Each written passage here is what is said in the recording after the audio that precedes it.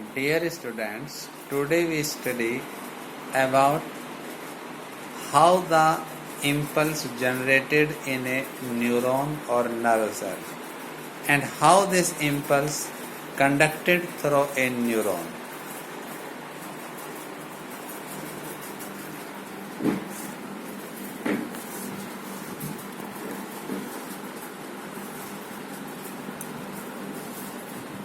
The neurons are the excitable cells because their membrane are in a polarized state.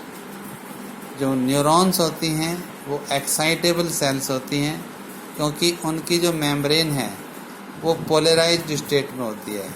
Polarised means उसके एक तरफ positive charge और दूसरी तरफ नेगेटिव चार्ज होता है. जैसा कि हम जानते हैं कि प्रत्येक मेम्ब्रेन में कुछ आयन चैनल्स होती हैं.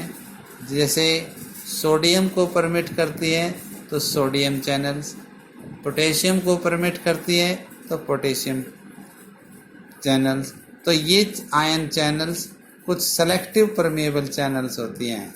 And when A neuron is not conducting any impulse, जब किसी न्यूरॉन में कोई इम्पल्स कंडक्ट नहीं हो रही है तो उसे हम रेस्टिंग कहते हैं.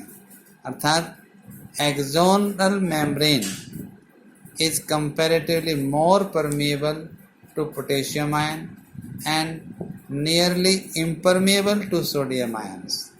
And similarly, the membrane is impermeable to negatively charged protein ions present in the exoplasm.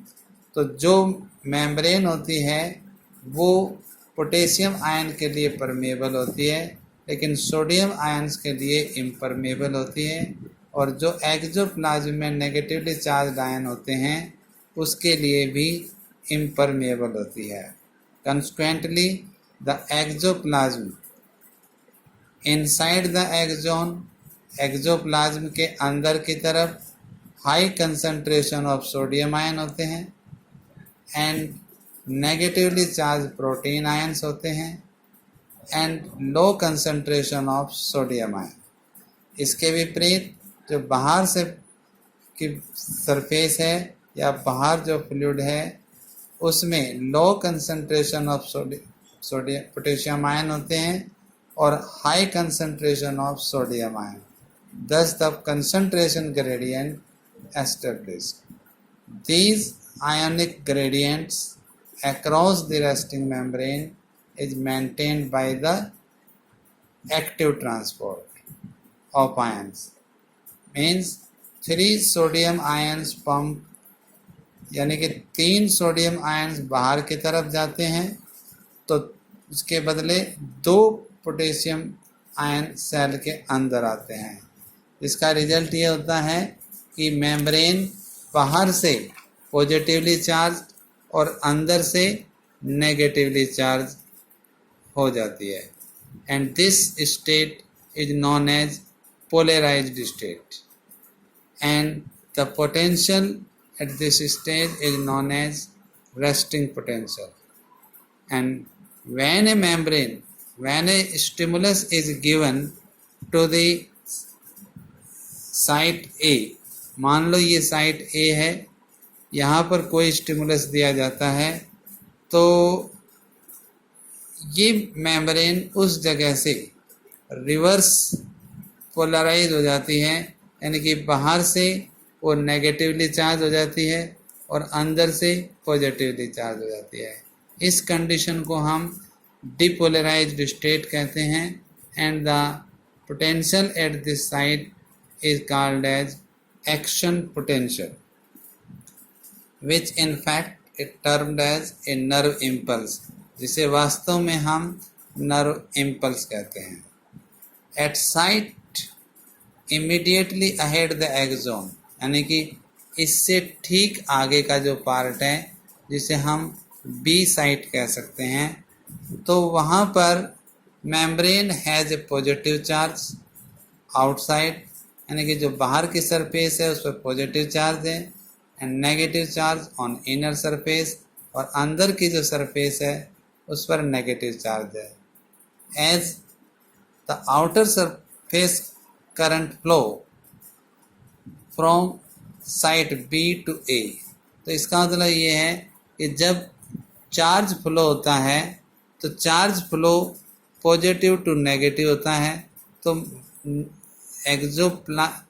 इस एक्सोन के अंदर की तरफ करंट आगे की तरफ मूव करती है फ्रॉम A टू B, और बाहर की तरफ जो फ्लूइड है उसमें ये वेव्स पीछे की तरफ मूव होती है, यानी कि charge B to A move करता है.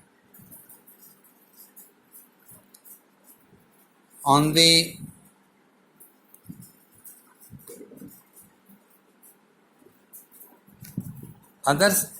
outer surface, current flows from site B to A, and to complete the current circuit of the current flow. Hence, the polarity of the site is reversed and an action potential is generated at site B. अर्थात इस तरह से ये action potential ए से B site पर चला जाता है. द इम्पल्स और action potential generated at site A arrives at site B. The sequence is repeated, और ये sequence along the length of the axon पूरे एक्सोन्स में रिपीट होती है. Consequently the impulse is conducted. The rise in stimulus induced permeability to sodium ion is extremely short duration, यानी कि short lived होती है सोडियम आयन के लिए ये permeability, and quickly followed by a rise in permeability to sodium, और ये तुरंत ही यानी कि सेकंड के भी फ्रैक्शंस में ये दोबारा से पोटेशियम आयन के लिए परमेबल हो जाती है. And within a fraction of a second, potassium ion diffuses outside and membrane restores the resting potential of the membrane at the site of excitation, and the fiber becomes once more responsive to further stimulation.